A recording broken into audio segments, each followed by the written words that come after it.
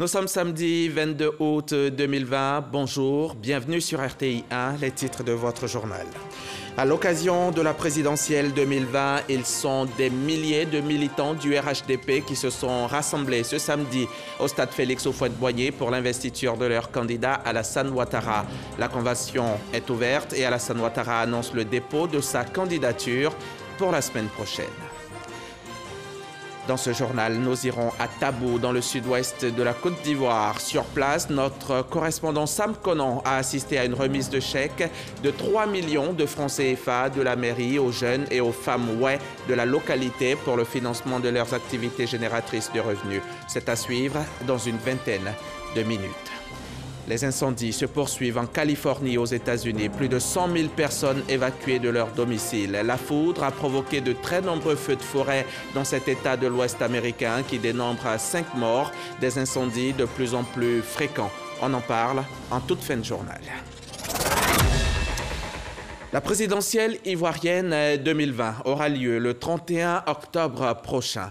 Ce samedi, le RHDP, Rassemblement des Oufouettistes pour la démocratie et la paix, investit son candidat. Militants et sympathisants du parti se sont donné rendez-vous depuis très tôt ce matin au stade Félix Houphouët-Boigny dans la commune du Plateau. Herman Guivet, reportage. Stade Félix Houphouët-Boigny ce samedi 22 août 2020. Jour d'investiture du candidat du RHDP. Ambiance intérieure.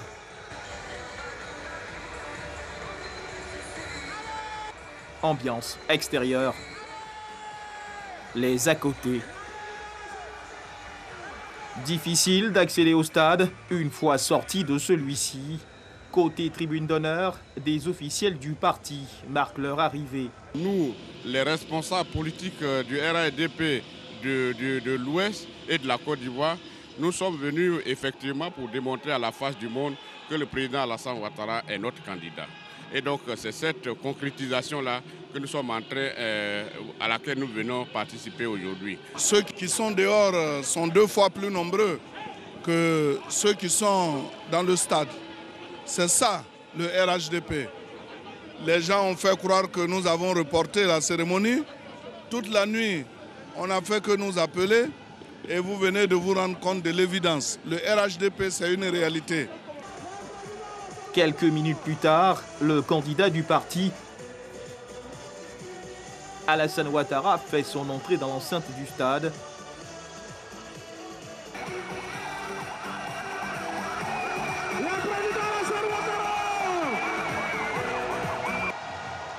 Réaction de particuliers. Je suis venu saluer mon candidat, le président Alassane Ouattara. C'est un grand chef, c'est un grand président de la République. Réaction de mouvement de soutien. On est là, vous-même vous voyez, vous êtes témoin ici pour lui dire qu'on est fiers de lui et on va l'aider à être élu le 31 octobre au soir à un coup KO. Ce samedi 22 août 2020 est une date mémorable pour le peuple ivoirien. Parce que c'est la date de l'investiture du candidat Alassane Ouattara. Parce que Alassane Ouattara, c'est un grand bâtisseur. C'est le successeur d'Houphouët-Boigny. Tous ceux qui se reconnaissent en Houphouët-Boigny, aujourd'hui, doivent être portés par la personnalité Alassane Ouattara. Des délégations venues des 4 coins du pays pour accompagner leur candidat Alassane Ouattara et valider sa candidature à la tête de leur parti. Le comité d'organisation avait annoncé une grande mobilisation pour l'occasion.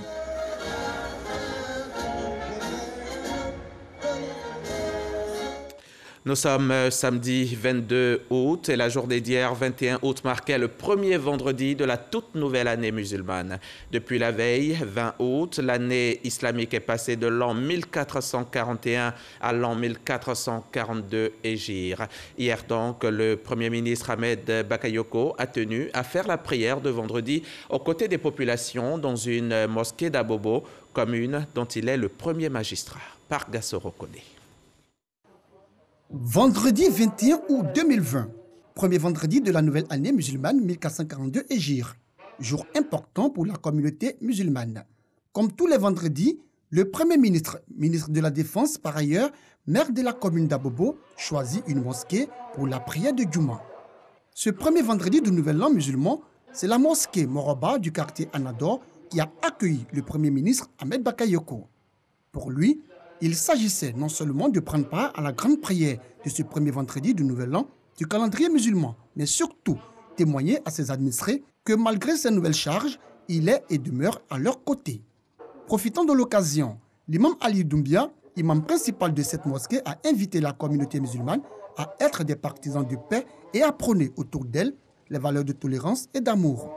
L'homme de Dieu n'a pas manqué d'exprimer sa reconnaissance au chef de gouvernement. On pensait peut-être qu'avec toutes ces charges qu'il a aujourd'hui, il n'allait pas avoir le temps pour venir à Bobo, surtout venir prier ici à la mosquée à Bobo. Vraiment, alhamdoulilah, il est venu. Nous sommes fiers de lui et nous sommes très contents. Et tout ce qu'on peut dire aujourd'hui, on peut faire droit pour le maire d'Abobo et le nouveau Premier ministre de la Côte d'Ivoire. Qu'Allah lui donne la santé et Inch'Allah la baraka. Les fidèles et les populations, tout en remerciant le président de la République Alassane Ouattara pour la nomination de leur maire au poste de chef de gouvernement, se disent heureux de le retrouver en ce jour saint. Aujourd'hui, il a présenté encore une fois de plus sa capacité de respecter son langage. Et aujourd'hui, il est venu nous confirmer ça. Nous sommes fiers de ce monsieur. Nous nous retrouvons en lui. Je voulais vraiment manifester notre joie de recevoir monsieur le Premier ministre en qualité de maire, puisque effectivement, nous étions inquiets. Mais quand aujourd'hui, il vient prier à la mosquée avec nous, ça nous rassure qu'il ne nous a pas oubliés et qu'il ne va pas nous abandonner. Prières et bénédictions pour la paix et la stabilité en Côte d'Ivoire, mais surtout pour une élection apaisée en octobre prochain, ont également meublé cette prière du vendredi de ce 2 Muharram, premier mois de la nouvelle année du calendrier musulman 1442 Hégire dans la commune d'Abobo. Bénédictions qui ont permis au Premier ministre, ministre de la Défense, maire de la commune d'Abobo, Ahmed Bakayoko, de prendre congé des fidèles du quartier Anador. C'est donc jeudi dernier, 20 août, que le Nouvel An musulman a eu lieu cette année. Il s'agit de la date de Ras Hassanah, correspondant au premier jour de l'année lunaire et du mois de Muharram dans le calendrier musulman. C'est en 622 qu'a débuté la première année islamique avec ce que les croyants musulmans considèrent comme l'émigration du prophète Mohammed de la Mecque en direction de Médine. On retrouve Pargassoro Kone. Le jeudi 20 août 2020, la communauté musulmane est rentrée dans une nouvelle année, l'an 1442 Hégire. À compter de ces jours, correspondant au premier Muharram, le premier mois du calendrier lunaire, sont définies les dates importantes de l'année pour les musulmans. Le nouvel an musulman est signe de festivité, notamment dans les pays musulmans, où la date est déclarée jour férié.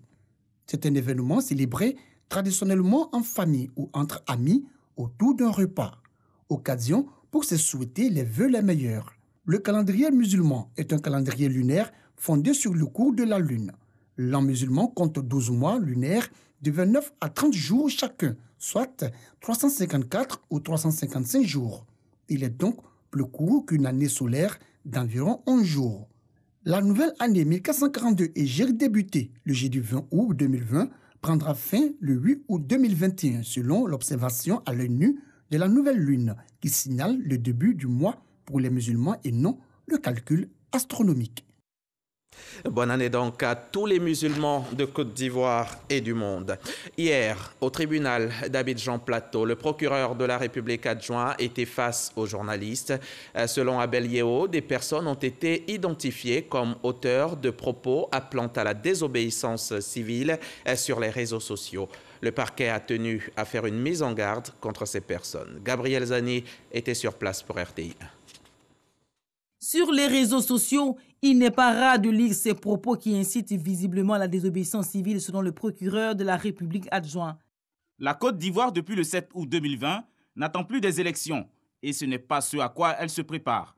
La Côte d'Ivoire doit d'abord écarter et retirer du palais présidentiel par toute voie possible cette personne désormais inconnue et fort mal venue qui a pris aux Ivoiriens leur pays pour en faire son royaume ou son empire. Cette déclaration est d'Anaki Kobena, ancien ministre. Le parquet d'Abidjan a déjà saisi la Cour de cassation pour engager des poursuites judiciaires à son encontre. Comme Anaki Kobena, L'ex-commandant Fofana Abdoulaye a été aussi identifié. Ce dernier, radié des forces armées, n'en finit pas d'appeler à l'insurrection populaire. C'est aussi le cas de Pulchéry Edith Gbalé, qui a appelé les populations à envahir les rues de façon illimitée. Le procureur de la République d'Abidjan constate avec regret depuis quelques semaines la propagation sur les réseaux sociaux de propos appelant à l'insurrection civile et militaire, à la haine ethnique ou religieuse, à l'opposition des communautés et même incitant à la guerre. Les conséquences de l'appel de Pulchéry Edith Gbalé sont lourdes. Bus caillassés, brûlés, voies de fait, commissaire de police lynché, commissariat mis à sac. Le procureur de la République tient à indiquer que les auteurs de ces publications contraires à la loi sur les réseaux sociaux, les personnes qui les reproduisent et les administrateurs des forums de discussion qui ne procèdent pas à la suppression des dites publications et à la dénonciation de leurs auteurs sont passibles de peines allant de 1 à 10 ans d'emprisonnement. Le parquet appelle à la retenue et à la pondération. Des pneus ont été brûlés lors des récentes manifestations organisées par l'opposition à travers la Côte d'Ivoire, un acte qui n'est malheureusement pas sans conséquences.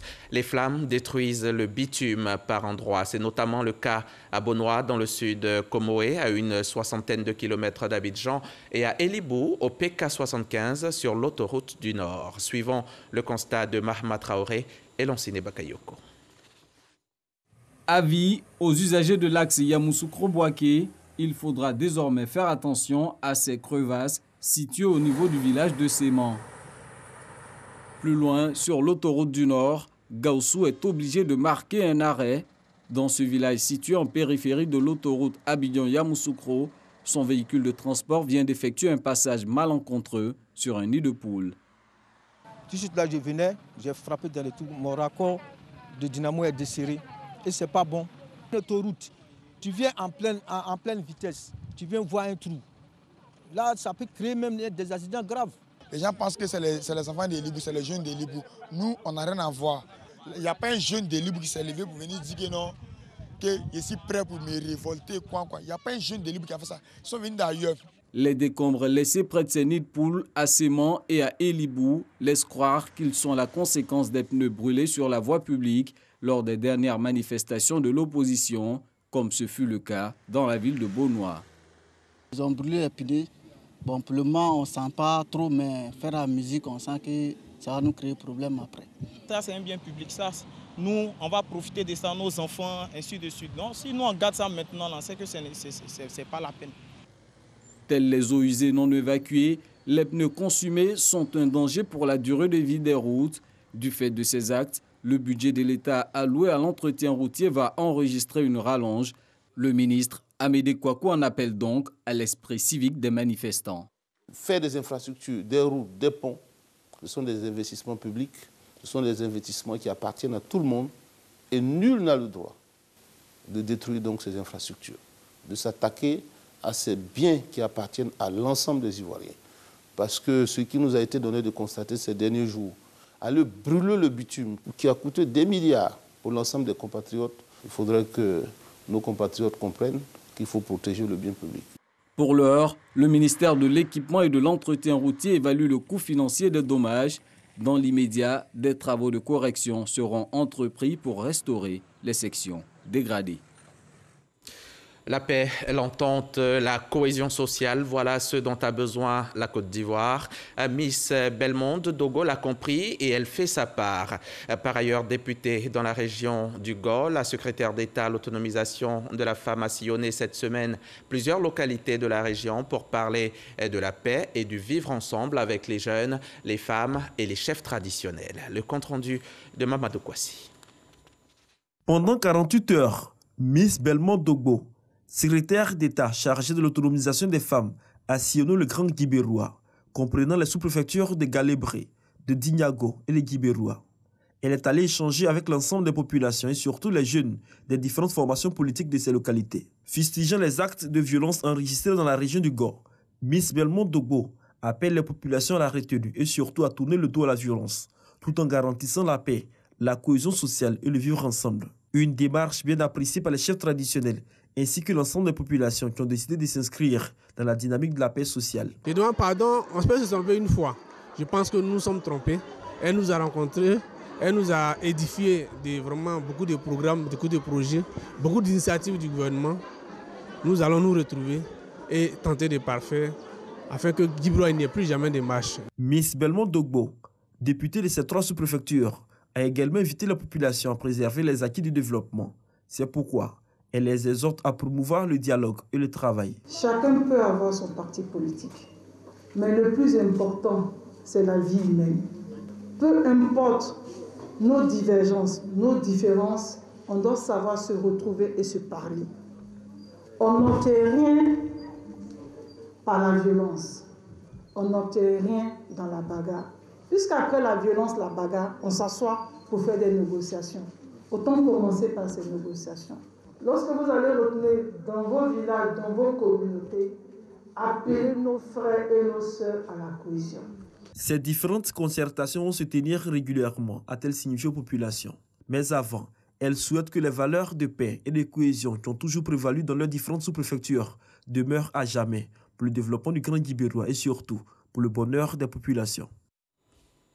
À Bangolo, dans la région du Guémon, à l'ouest de la Côte d'Ivoire, on parle également de paix. Une délégation d'élus et de cadres de la région a rencontré les différentes couches de la population. L'objectif, c'est la préservation de la paix et la cohésion sociale en cette période électorale. Ensuite, la correspondance de Tao Evboui.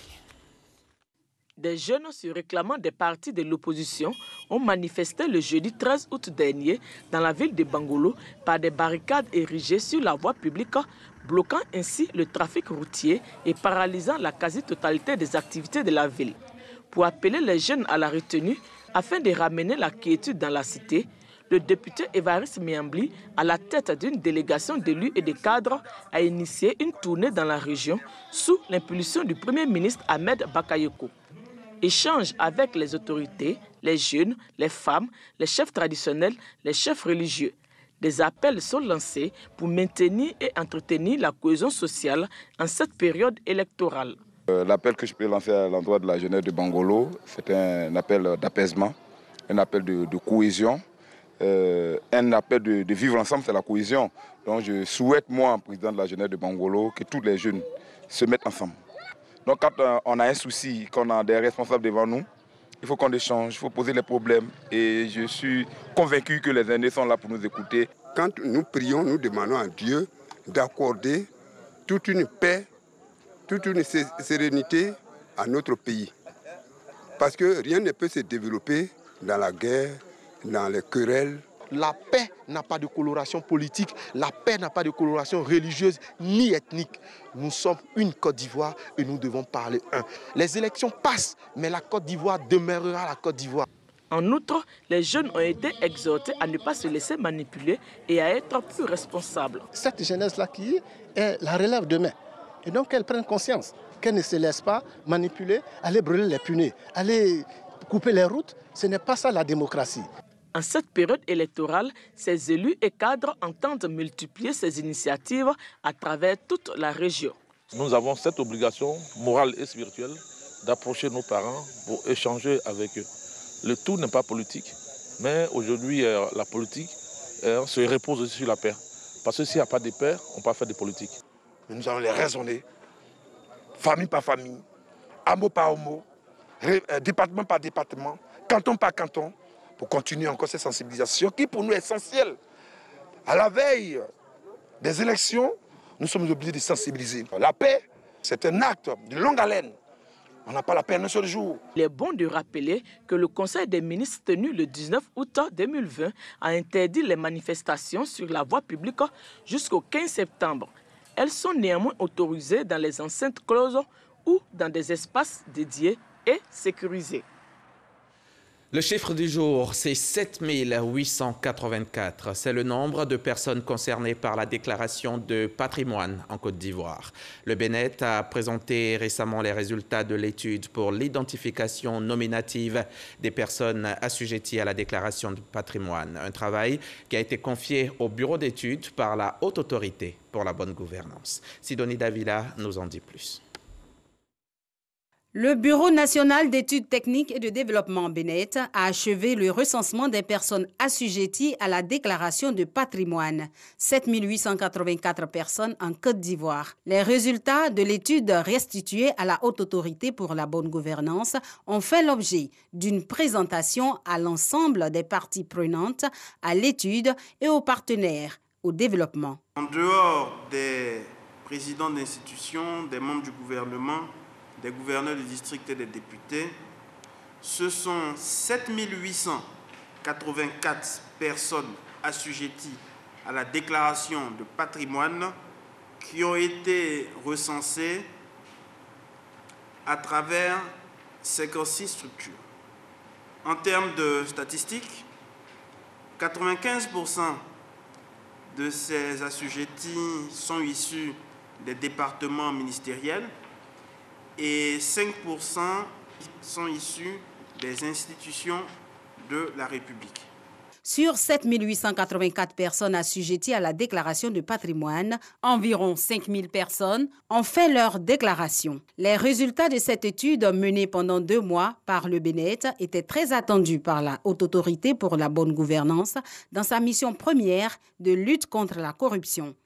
J'espère qu'avec l'outil qui vient d'être mis à notre disposition, que nous atteindrons très prochainement les 100% des déclarations. J'apprécie à sa juste valeur l'importante contribution des superviseurs des points focaux.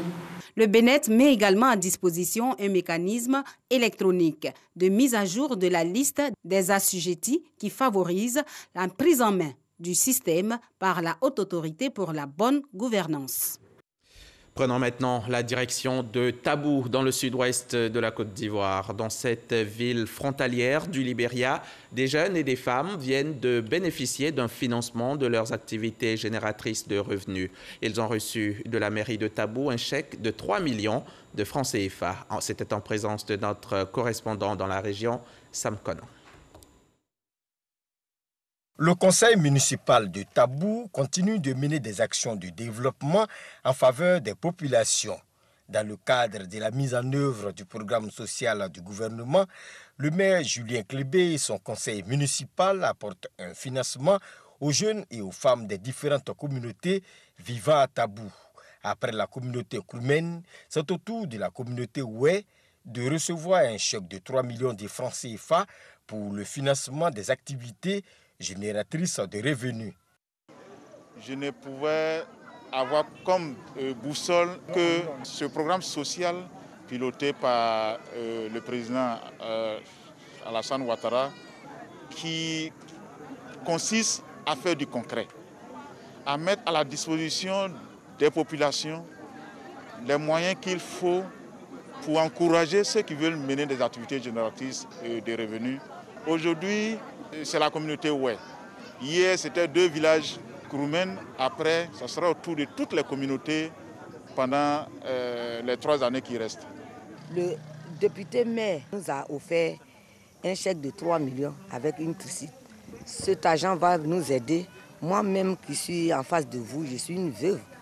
Mais si aujourd'hui que le député maire a permis à ce qu'on gagne ce chèque de 3 millions, je suis très contente. Là où je peux manger aussi, c'est là que je vais mettre mon pied.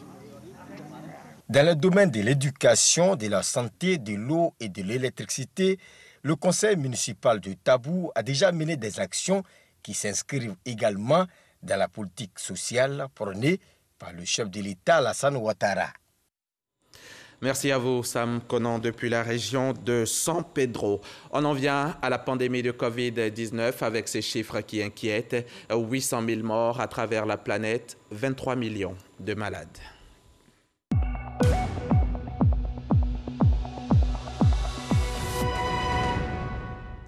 En Côte d'Ivoire, 112 vies ont été emportées par le nouveau coronavirus depuis la survenue de la pandémie. 112 décès donc et environ 2378 personnes se battent encore contre la maladie et près de 15 000 patients en sont guéris. 61 cas ont été confirmés ces dernières 24 heures et 17 310 personnes au total ont été touchées par le virus. Le monstre est encore parmi nous.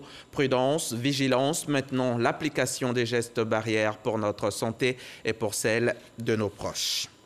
Et dans cette lutte contre le coronavirus, les jeunes de la diaspora originaire de Treichville ont décidé d'apporter leur soutien aux populations démunies de la commune. Cette semaine, ils ont remis des vivres et des produits pharmaceutiques à l'équipe municipale. Le témoignage de Mamadou Kwasi. Une séance de simulation de prise en charge d'un accidenté. Nous sommes au centre de secours et d'incendie de la commune de Treichville, la seule commune en Côte d'Ivoire à disposer d'un tel service. Et pour accroître la capacité d'intervention de ces pompiers civils, l'association des jeunes de Treichville de la diaspora, AJTD, apporte sa contribution. Un don de divers matériels est fait à la municipalité. Nous sommes nés ici, nous sommes partis, nous nous sentons redevables au niveau de nos populations qui sont restées ici. C'est ensemble, dans un élan de solidarité, que nous avons tous décidé au sein de notre association d'apporter un rayonnement à notre commune. Avant la direction de la police municipale, de la sécurité incendie et de l'assistance à personne, les membres de l'association des jeunes de Treichville de la diaspora étaient dans les locaux de la mairie, précisément au dispensaire municipal. Un centre de santé communautaire qui octroie gratuitement les soins de santé aux populations.